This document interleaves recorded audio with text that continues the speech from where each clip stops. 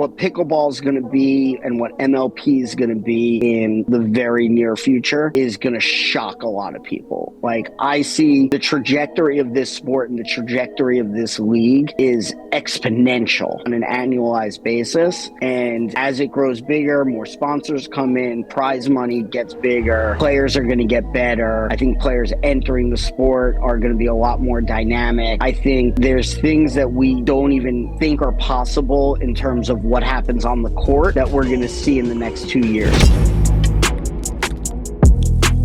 This episode is sponsored by Bemer Therapy. If you guys want to check out Bemer, a great medical device. I've been using it for a long time now. I sleep on it. I use it morning and night. You can go to my website, TysonMcGuffin.com, and see what Bemer's all about. Do you have intro music?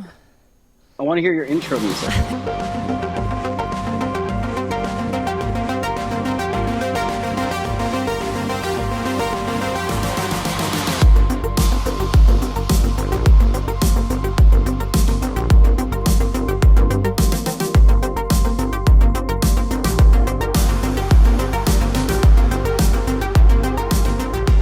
Going on? My name is Tyson McGuffin. Welcome to the McGuffin Show. I got a special guest on today and got my princess directly across from me here, rocking that beautiful beanie. If you guys want a beanie just like Meg and I, get your butts over to TysonMcGuffin.com, click on that shop tab, and purchase yourself one of these badass beanies.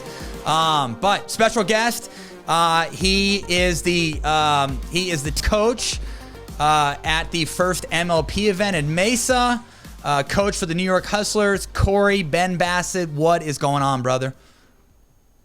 Tyson, it's great to see you as always. I'd rather see you standing up with a paddle in your hand, but I'll take it on the couch. Hey, foot's getting better, man. I'm going to be ready to kick some ass and to take some names here in a couple weeks at Daytona. And from what I hear your kids are coming to Daytona. Yeah, they're expecting a show. Okay. They expect greatness. Some of the names you know, some of the names you don't. Coach, I don't know if we'll go with coach. Let's go with GM and prime motivator. Hype man. I mean, he's pacing around the court, doing hot laps around the court, stressing out, high anxiety, pumping up the crowd. Meg, tell that story. It was great. I mean, we're all screaming. I feel like the crowd, plays 20% in that whole crazy thing going on.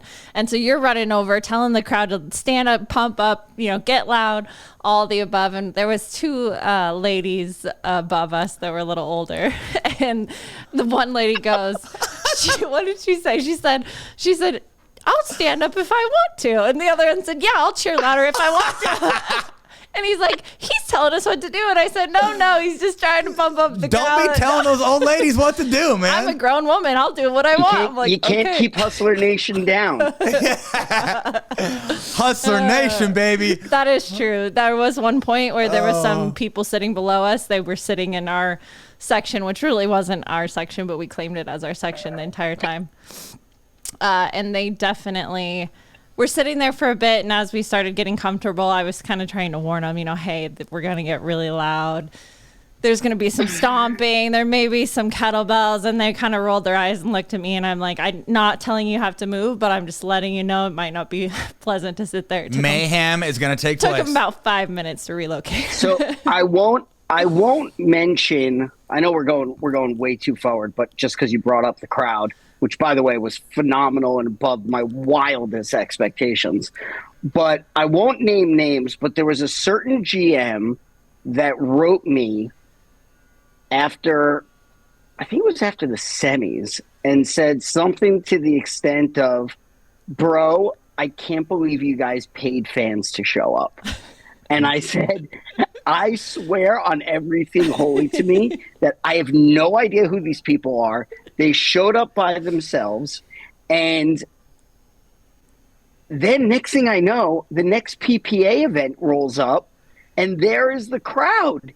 They followed Anna to the PPA event the next weekend, and we're going crazy. Guess who showed up at one of my camps that was being taught this last Monday, Tuesday, there at Legacy? Those same fans, they came. They came and took Bright Nation. They came and took a camp from my lead, Kyle McKenzie, And I got sent the camp photo last night, and I was looking through the camp photo and looking at some of the faces. And oh yeah, they definitely showed up for a 2-day TM camp. It's too funny. They're diehards. They were so great. I'll tell you, the fans were phenomenal, absolutely phenomenal, beyond all of my wildest expectations. Yeah, for sure. Okay, so let's not get ahead of ourselves here. So let's kind of start from the very beginning. So, Core, so just give me your story, where you're from, what you're kind of dipping into now, the family. I mean, all that stuff. Start from the bottom. So we'll start from the bottom and work our way up. So I am born and raised in New Jersey, actually, Fort Lee, New Jersey. I've been in New York City for, wow, I'm getting old. Let's call it 22 years I've been in New York City. I'm one of those New York diehards, though. Like COVID, not leaving, like straight through, I'm a New Yorker. So by trade, I am a real estate broker. We buy, sell, anything any of our clients need handled for them, luxury properties, Miami, New York, the Hamptons, and kind of fast forward how we ended up where we are today. I have a client slash super close friend, Jason Stein, shout out to Jason, who this past summer was staying in a house. They had a tennis court. For his birthday, I believe, I got him a pickleball instructor. Came to the house, taped off the tennis court, put up pickle, and next thing you know, the who's who is playing pickleball at Jason's place every week. And it's, for Jason's business, it's guys like Mav Carter, Rich Kleiman, Gary V, that kind of whole circle is playing pickleball over at Jason's place. Right. And Jason calls me up one day and he's like, yo, there's a thing called Major League Pickleball. And let's buy a team. He's like, I want to buy a team. And I said, first of all, what's Major League Pickleball? Spent some time digging into that for a little while. And then second of all, I said, why are you calling me? He's like, you're my broker. I'm like, yeah, but, all right, let me see what I can get done. Coincidentally, Ryan Harwood, who I think you know. Oh, yeah. Ryan's the GM and owner of the Fives along with Gary V. Ryan lives in my neighborhood. Our kids go to school together. So I called him up and I was like, yo, I got a client slash friend dying to get involved in MLP. How do we put something together? And he said to me, they're releasing a couple of teams, but truth of the matter is there's like a slew of people that are looking to buy teams, and they're looking for people that are super passionate. It's not about the money. It's about bringing some cachet to the league and, helping us grow what is a passion project for a lot of us. And I said, I think we got the right group. And we put together Jason and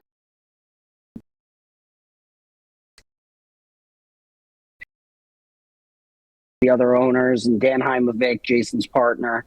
They have a bunch of business ventures together, and everybody was, yeah, let's go. So from the moment I had my call with Ryan Harwood, we were able to hop on a call with MLP, or I was able to hop on a call with Amir Delic Saturday after I spoke to Harwood. I spent 20 minutes on the phone with Amir, and he was like, I think you guys are the perfect group. This is exactly what we're looking for. Let's set up a call for Monday. And then I think 4 weeks later, they actually made the announcement. And I have never in my entire life thought that a pickleball announcement would go as viral as that announcement went.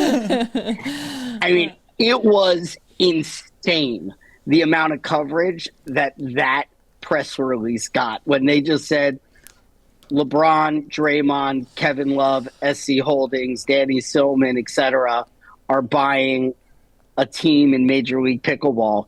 Next thing I know, it's on ESPN. It's in the papers. It's on CNN. It was everywhere. Right. And then it kind of just steamrolled from there. I mean, names started popping out left and right. Obviously Rich and Kevin Durant, they went ahead. They were one of the next big announcements. Drew Brees was already announced at that point. I think right before us or right after us was the Brady announcement. And it's been crazy ever since. I mean, we went from 0 to 100 in 2 months. Right. I mean, from announcing the team to figuring out that there was this PPA merger taking place. Now all of a sudden the stakes got a little bit higher because we got these name brands like you, like Anna Lee, Anna Bright, etc. And it got real quick. Welcome and then to pickleball. draft day. Draft day was Draft day was insane. We thought we had everything figured out. Then there was the Riley news that came out that he wasn't playing in one of the events. So he was off our board. And next thing you knew, we were like, I think Anna Bright's going to come to us. And Anna was our first pick. And I just remember we get Anna on the phone because right after you make your first pick, MLP introduces you to the person. Right. So Anna gets on the phone. We said, hey, Anna, Corey Benbasset. And then there were a bunch of other owners. Nate was in the room, Uncle Nate. Jason was in the room. Dan was in the room. And we said, welcome to the Hustlers. So excited to have you. Started talking about who our next pick should be. And 5 minutes into the conversation, in typical Anna phrases, she says, wait a minute. Who are you guys? And I was like, there's no going around it. It's Team LeBron. And she goes, her exact words, she goes, wait a minute, I'm on the dope team? That's awesome. And then it was right after that, it was, all right, we need our second pick. And you met down in Mesa, you met PR. Yeah, for sure. Great. So PR is the best, PR from Spring Hill. Right before the draft, PR had called me. And you got to realize, we're a bunch of, New York City pickleball novices. Right. And PR calls me right before the draft. He's like, yo, have you ever heard of this dude, Tyson McGuffin? I'm like, yeah, I don't think he's going to fall to us, but I know Tyson. Yeah, of course I know Tyson. He's like, my guy just called me up. He's like, yo, if Tyson's on the board, you got to take Tyson. You got to take Tyson. And lo and behold, there you were sitting there. That's awesome. And we're like, Anna's like, you can't not take him. Like, how do you not take Tyson if he's available to you? Right. So there you were, and in typical Tyson fashion, I think you were in Mexico. Bro, I was on a fishing boat, very boozed up. Been drinking Don Julio all day, waiting for that phone call. Keeping the boat in service. Smoking Cubans, and got that phone call from Thomas, and no, it's pretty sweet, man. And honestly, like when I heard the announcement, when I saw the announcement on social media about Braun and him purchasing a team, right away I'm like, please get me on that team. Whatever you do, get me on that team. And kind of funny, actually, I'm pretty sure this guy that we stayed with in Kansas City, his name's Scott Halverson. Scott somehow knows PR. Scott has always been a huge fan of my brand. I spent a lot of time with Scott over the week that we were in Kansas City. Yeah. I'm pretty sure Scott got a hold of PR and told him about me. So I think it may have come from a gentleman that we stayed with in Kansas City. Kind of funny. Small Listen, world.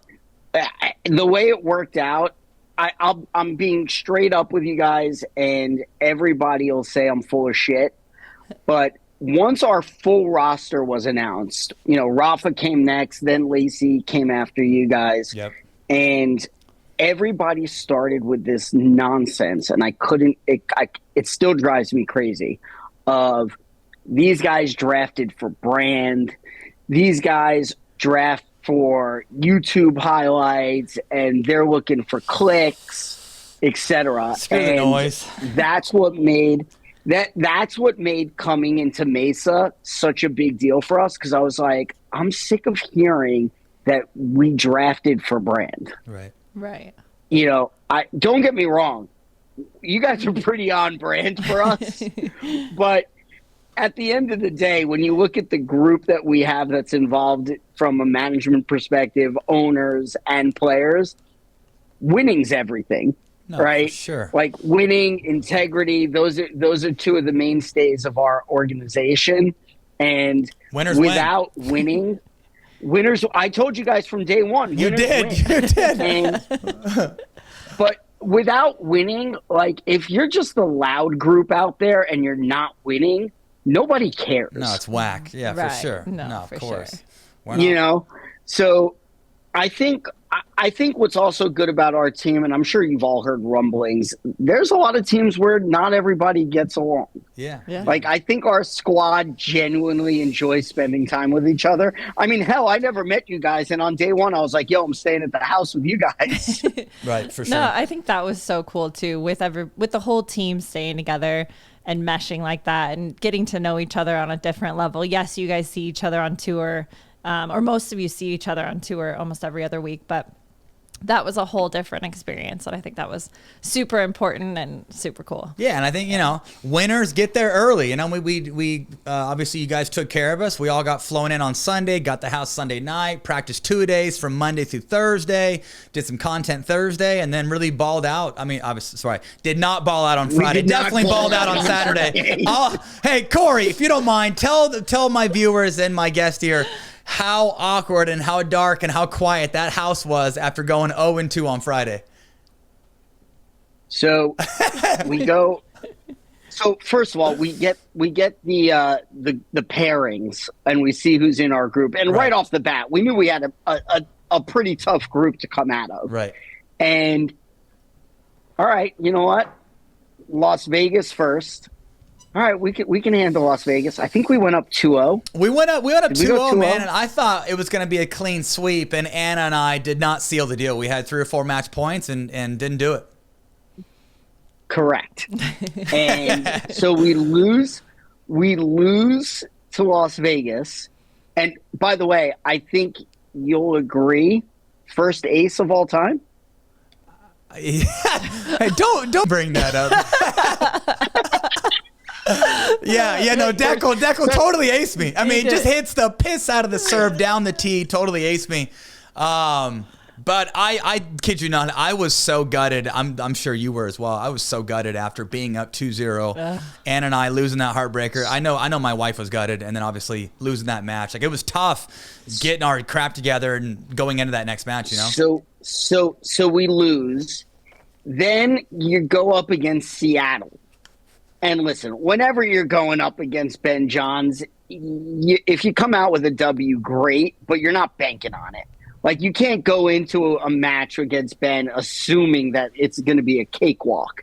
Like, he is what he is, and, you know, if we could walk away with a win, great. Right. We were hoping to go out of the first day, best case scenario 2-0, worst case scenario 1-1. And we put up the goose egg. Now, you got to realize I got a group chat going on with all the owners. Oh, yeah. And the amount of shit talking that took place in that first day was a dark, dark place. There were things said.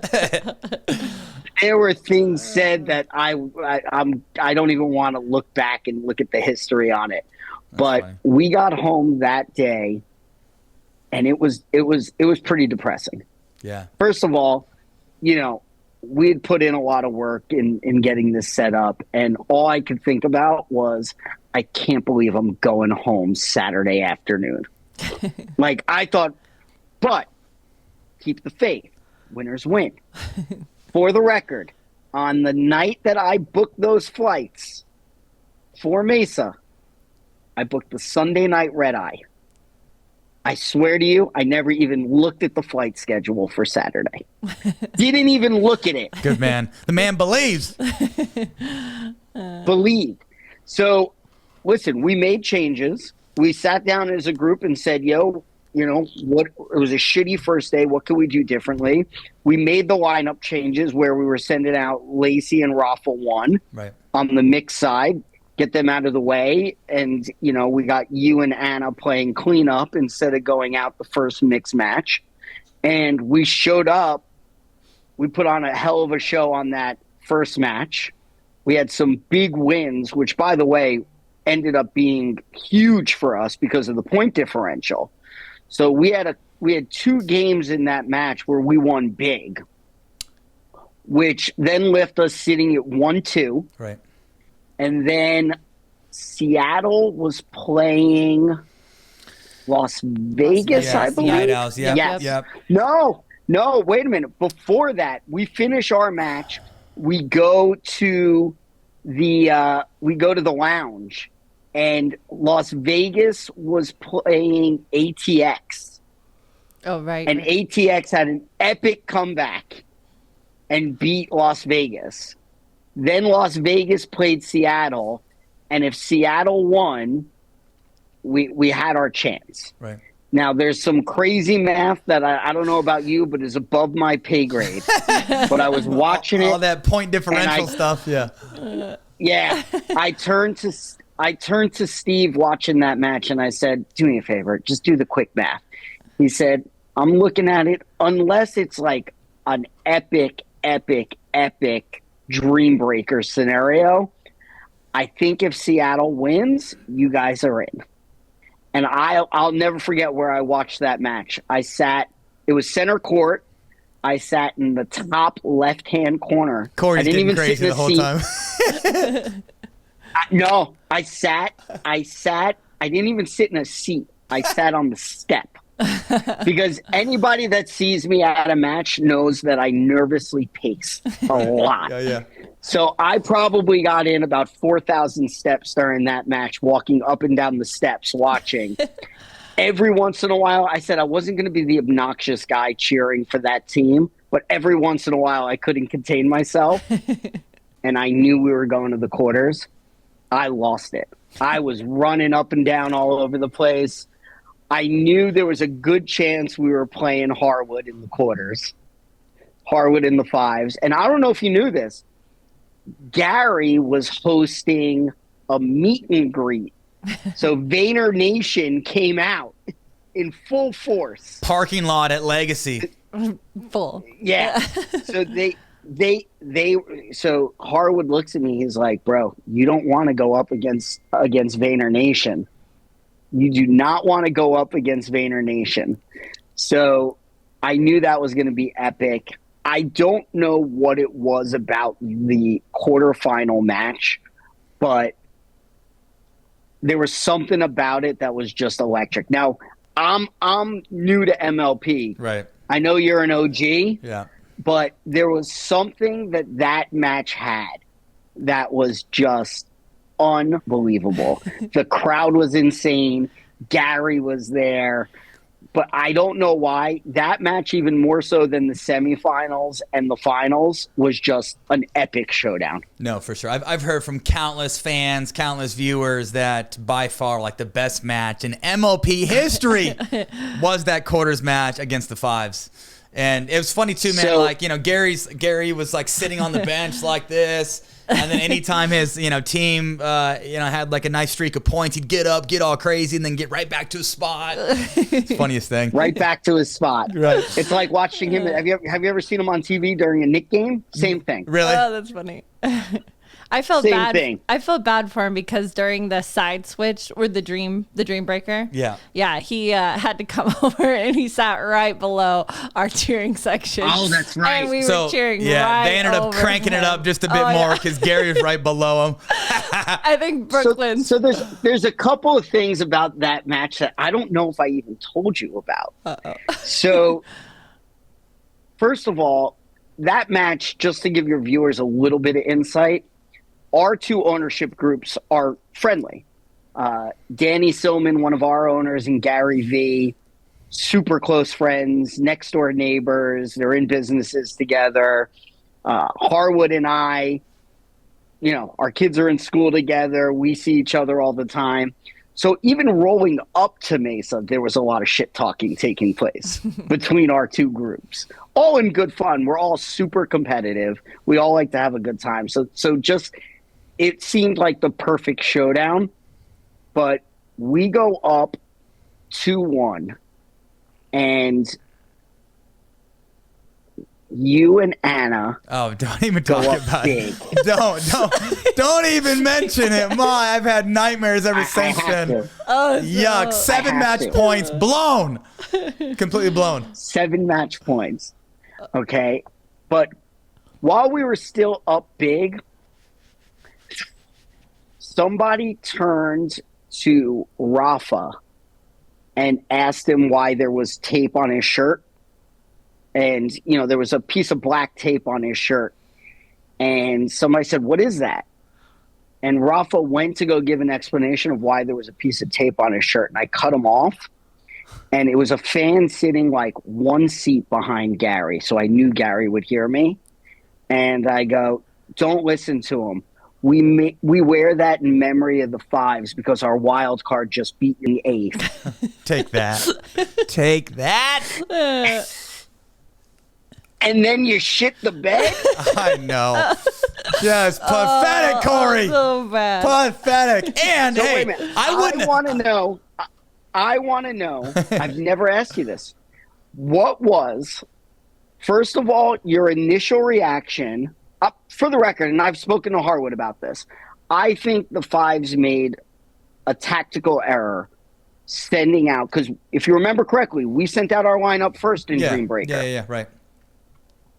So we send you, and right off the bat, they send out Annalie. First of all, what was your initial reaction to that?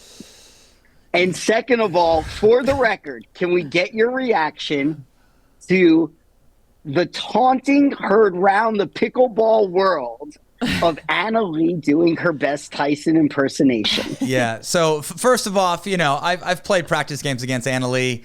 It didn't bug me. Obviously, I'd figured there was going to be some added variables there. She was going to get in my face a little bit.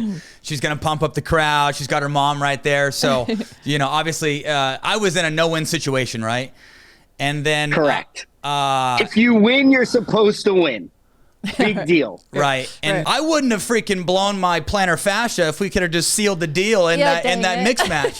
I'd have been sitting pretty on Sunday, not hobbling around on 1 foot. So double whammy on me. Lose. I mean, honestly, have 7 match points, blow it, and then about 5 minutes later, blow my plantar fascia playing Annalie as I'm getting bullied out there. No, honestly, I just had to be a man and swallow my pride and say, I'm going to keep chipping away and keep helping my team out and keep pumping my team up. And I'm not going to tell my team that I'm really all that hurt. I tried to just kind of play it off. But I was obviously happy that Rafa balled out. I mean, those last couple points against James, the guy played out of his head. He was seeing the ball like the size of a watermelon. and why? One shot. Yeah, it was sick. It was sick. And so when one shot where he beamed him. Yeah, right, like that. But when I was asked on the boat who I wanted for a men's partner during the draft, and I'm hammered, right? The first thing that came to mind, or the first name that came to mind, knowing Rafa's history in MLP, knowing how well he plays in that setting, the first name that came to mind was definitely Rafa. And as we saw in Mesa, the guy played out of his head, and when his back's against the wall in that team setting, he's always going to come through. It's unbelievable. Everybody said to me before the draft, right after we took him, they're like, "I don't know what it is about the setting. This guy just steps it up." He does, man. He brings in the MLP heat. events. Yeah, he does for sure. And I'm like, listen, don't get me wrong, it's different scoring, it's a different atmosphere, but how much different can a guy be? Dude, he rolls up to Mesa and he just wants to ball out in these team events. Tell me, how many day ones did he drink in a week? How many milligrams of CBD is in his body after about 10 day ones per day? Dude, he's got, besides that, he's got bills to pay. He's got the guy is always wheeling and dealing. You know, he is. He is the best ambassador of any brand that you could have. And Corey, please tell the story after we beat the Fives and Rafa asks you if he can bring his wine out there. Tell that story. Not to get you in trouble. I'm definitely going to get in trouble with this, but listen, for my crew, I'll tell you how we are. And I got a call after, I think it was after the Fives. No, it was the morning of the semifinals. Right.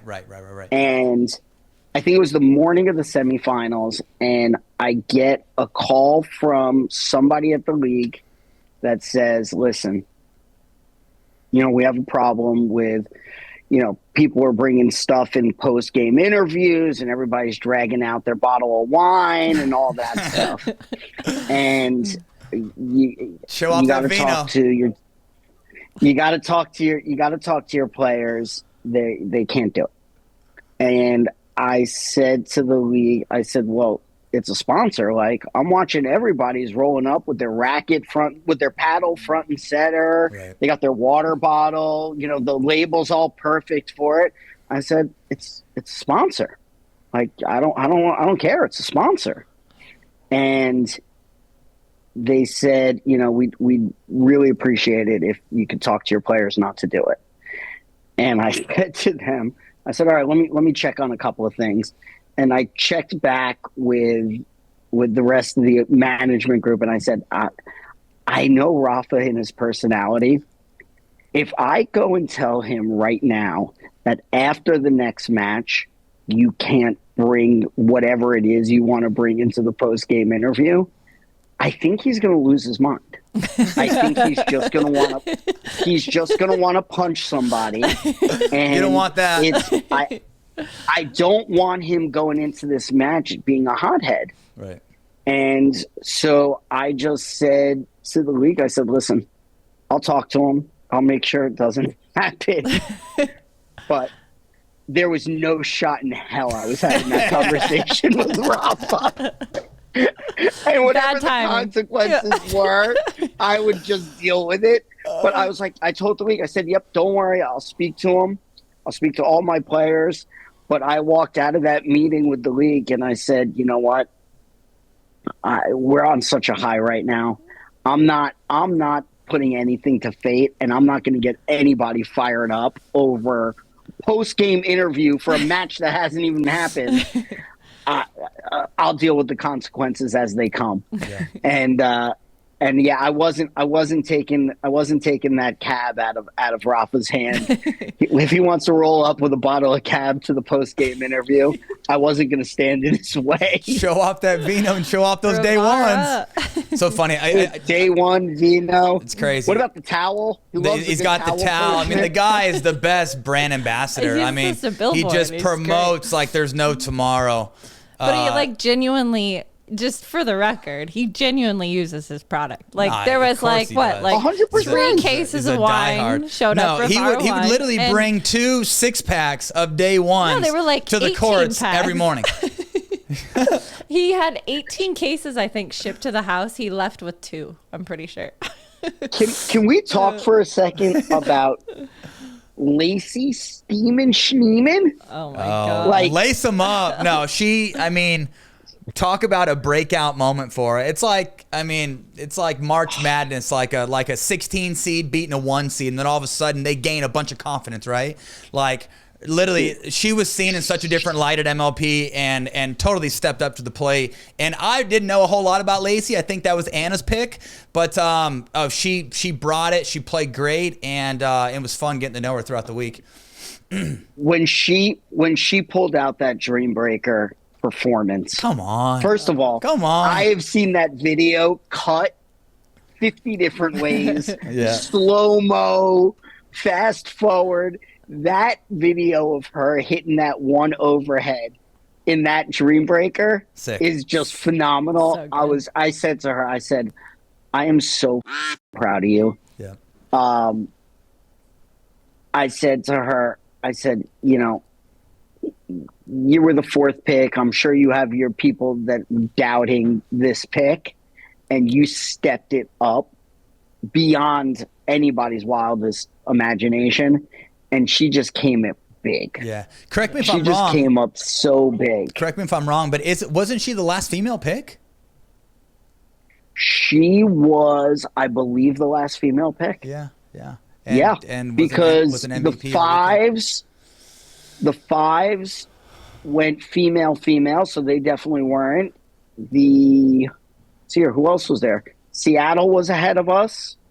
I don't think I think she was the last female taken. Got it.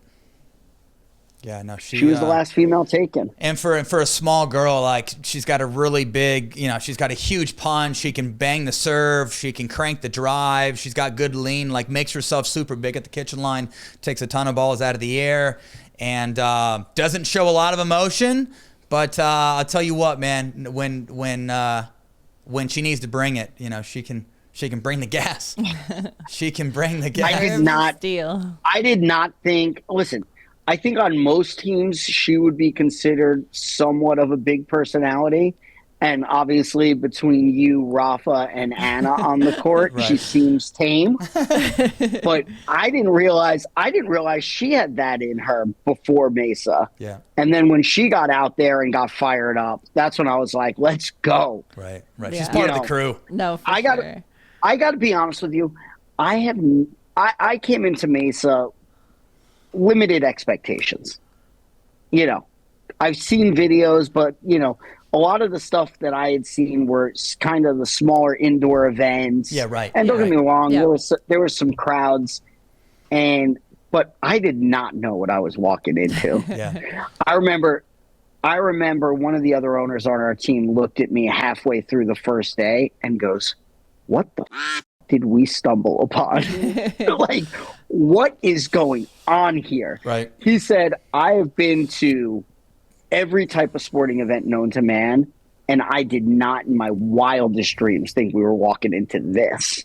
You know, I'll admit I got caught up in the moment. I'm a competitive guy by nature. I'm a big sports fan. I mean, I'm a diehard Arizona Wildcats fan, diehard Knick fan, and I get into it at the games to the point where my kids get embarrassed. I did not expect to get like overwhelmed with emotion like I did that weekend. Yeah. I mean, Harwood said to me, it's like, dude, you don't know, like, it gets crazy. And I'm like, it's pickleball. It's not going to get that crazy. Right. And then I got there. I needed a week to recover. Legit needed a week to recover. And the best way I could explain it, first of all, I took the red eye home Sunday night. Okay, so I took the red eye back to New York, and I didn't sleep on the red eye because I watched Hustlers versus Fives and Hustlers versus Pioneers. Yeah, right. I watched it on the flight home. Love it.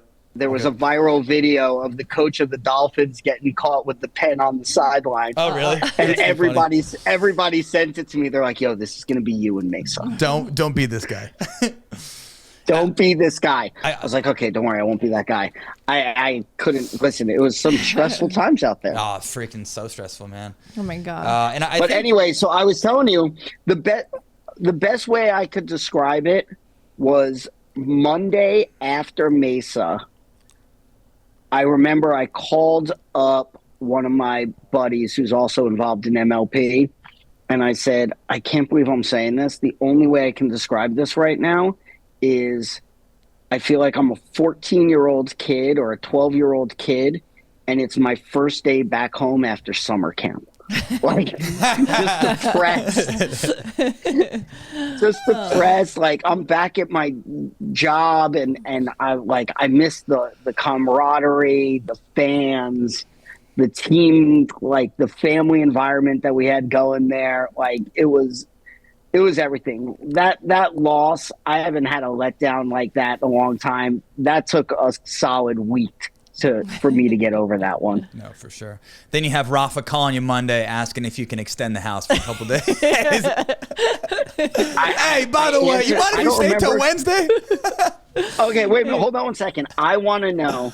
I'm picturing everybody sitting at the pool. couple of cocktails in, I'm assuming, and the decision was made that you guys wanted to stay an extra couple of days.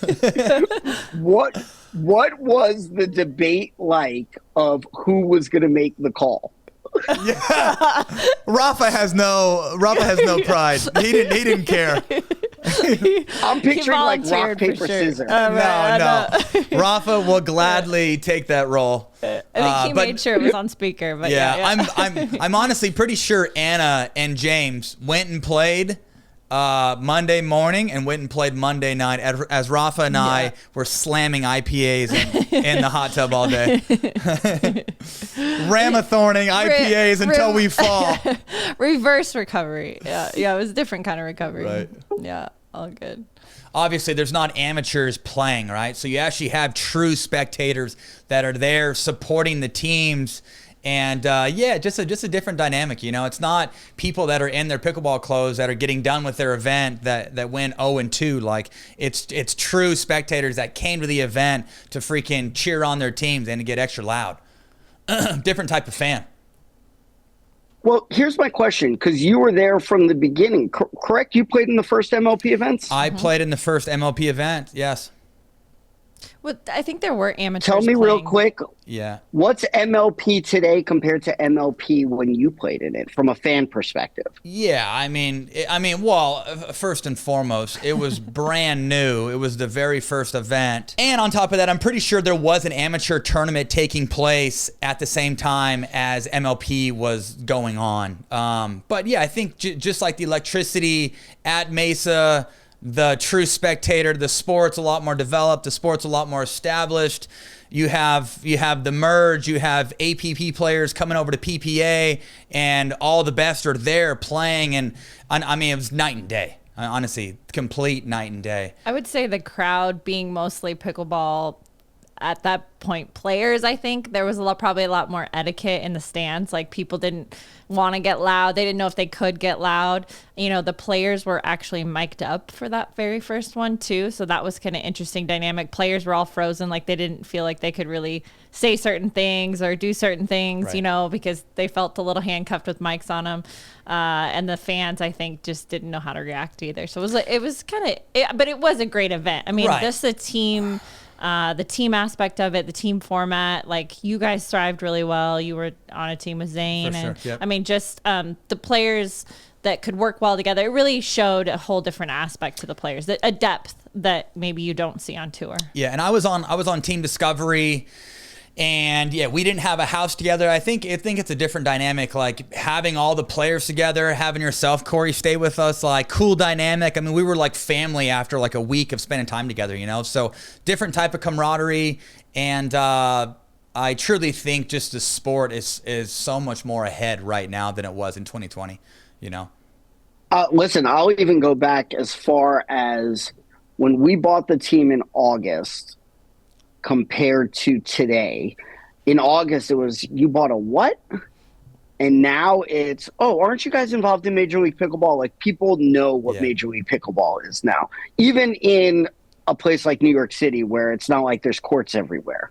But even in New York City, people are drawing courts out in parks and, like, carrying their nets to parks, and people are lining up to play. Like, it's a vibe right now, and people are super into it. We're hoping in the near future to be able to get some sort of MLP event in New York so we can show our fans what we're all about. We can show, you know, what professional pickleball really is. And I think what pickleball is going to be and what MLP is going to be in the very near future is going to shock a lot of people. Like, I see the trajectory of this sport and the trajectory of this league is exponential on an annualized basis. And as it grows bigger, more sponsors come in, prize money gets bigger. You know, players are going to get better. I think players entering the sport are going to be a lot more dynamic. I think there's things that we don't even think are possible in terms of what happens on the court that we're going to see in the next 2 years. New shots, new strategies. Yeah, I think it's evolving so quickly. I think like what, the Ernie of today, there's going to be something new. I always equate it to kind of like snowboarding. Like 5 years ago, snowboarding or skateboarding, like the trick or the trick that won gold 5 years ago, and everybody was like, oh my God, I can't believe he just pulled that off, is now normal. Like everybody's doing it. Right. And I think the same thing we're going to see in pickleball. Like shots that are like highlight reels today are going to be common, and shots that we haven't even thought about are going to pop up over the next 2 years as this sport evolves. Yeah, very, very much so. And I mean, as we're already starting to see, I mean, even at like the PPA level, like first and second round matches are like so much tougher than they were a couple years ago. I mean, a couple years ago, you'd have a couple, not chumps, but players that were not as high of level first and second round, and you could just kind of breeze through those early rounds. Now, I mean, second round matches are getting dicey. Quarterfinal matches, your third match, are even tougher. And there's a newer, younger athlete that's coming in, like you mentioned, that's much more dynamic, and the sport is only heading in the right direction, man. It's a super exciting time. Yeah, it's gonna be great. And I can't wait for Daytona. Let's go, baby! Let's go! Pumped. Counting down. I mean, the day. my kids are pumped. All my friends that caught YouTube clips and were able to catch some of it on Tennis Channel, they're pumped. Davey even here, she's pumped. She's walking around in her little New York Hustlers hat all the time. That's cute. I mean, it's going to be awesome. That's cool. We're super excited. All right, Corey. Well, hey, man, appreciate you coming on, brother. Truly appreciate you. And first of all, go ahead. I just wanted to say thank you to you. Thank you to Meg. People don't see the work that you put in. I mean, I'll be honest with you. I didn't know that people at this level of pickleball put in the work that you put in. So I just want to say I appreciate you. I appreciate the work you're putting in, the training, the dedication to your craft, the dedication to your body, so you can get ready for all, not just PPA events, but MLP events. And I can't think of a better person to be a part of our inaugural season at New York Hustlers. Thanks, my man. I mean, the whole crew. Yeah. Tyson, Anna, Rafa, Lacy. Great crew. I couldn't think of a better group to be a part of this. Yeah. So I want to thank you guys. I want to thank McGuffin Nation. I know you guys come out in full force. And listen, we're going to shock the world down in Daytona. We're just getting started. Let's do it. We are just getting Let's started. get started. But no, man, I had such a good time spending time with you and getting to know you over the week that we had there in Mesa. You're a great guy, and no, man, looking forward to Daytona. Yeah, and look forward to meeting the fam. Appreciate all that you've done for us. So awesome. Yeah, it's gonna be a blast. All right, I'm gonna let you go do your thing. Yeah, for sure. You guys Thanks again, are the Cor. best. All right. Hey, by the way, tell your buddies over at Selkirk, there's some GMs that also are looking. Caitlin's not the only one. Gotcha. Oh, Okay, all right. gotcha. We got it. Or do I have to hire Josh? Yeah, right. Yeah, right. Funny. bring Josh into the equation. Oh, that's too funny. Too funny. All right, just get Josh on the horn. See if he rolls. Yeah, right. All right, you guys are the best. I'll speak to you in a little while. Thanks again, brother. Thanks, Appreciate you, man. My name is Tyson McGuffin, and appreciate you guys. We'll see you guys next episode.